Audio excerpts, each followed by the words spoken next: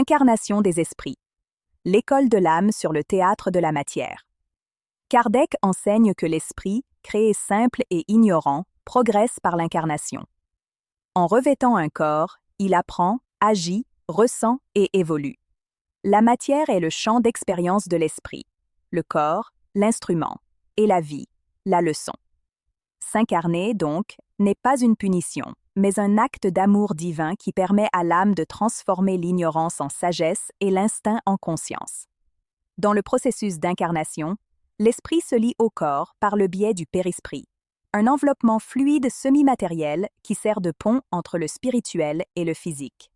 Ce lien est le canal par lequel la volonté, la pensée et les émotions spirituelles influencent les fonctions biologiques. Pendant la vie, l'esprit s'exprime à travers le corps. À la mort, il s'en libère, mais conserve son individualité. La biologie moderne confirme que le corps est continuellement renouvelé. Des milliards de cellules naissent et meurent chaque jour. Pourtant, la conscience maintient l'unité de l'être. Cela révèle que l'identité n'appartient pas à la matière, mais à l'énergie organisatrice qui la dirige, l'esprit. Le corps est le décor, non l'acteur. La vie matérielle n'est qu'une représentation temporaire dans la grande pièce de l'évolution divine. La neuroscience de la conscience renforce cette vision en montrant que les processus mentaux ne se limitent pas au cerveau. Des études sur des expériences de mort imminente, des régressions de mémoire et la médiumnité suggèrent que la conscience survit à l'arrêt de l'activité cérébrale. Kardec affirmait déjà que l'esprit n'est pas dans le corps comme l'air dans le clocher, mais l'entoure et le pénètre, le gouvernant sans se confondre avec lui. La physique quantique offre une analogie puissante. Tout comme une onde d'énergie se manifeste sous différentes formes, l'esprit se manifeste dans différents corps au cours des incarnations. Chaque existence est une vibration différente de la même essence divine. La réincarnation est donc la continuité naturelle de la conscience, une loi d'équilibre et de justice qui permet à l'être de récolter ce qu'il a semé et de réparer ce qui a été désaccordé. Kardec enseigne que l'esprit choisit ses épreuves avant de s'incarner, sous la guidance d'esprits supérieurs.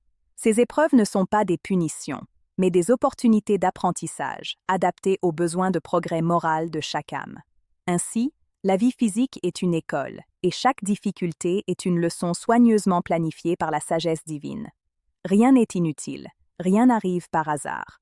La psychologie transpersonnelle et l'épigénétique offrent des parallèles fascinants. Traumatismes, schémas émotionnels et même tendances morales peuvent traverser les générations, reflétant des mémoires profondes de l'âme. L'esprit, lors de sa réincarnation, retrouve des environnements et des liens qui l'aident à se réajuster et à évoluer. La vie est un laboratoire d'amélioration du caractère et de la conscience. Kardec explique que, au fil des ères, l'esprit se dépure par le biais d'expériences successives. Chaque existence augmente sa sagesse et renforce son amour.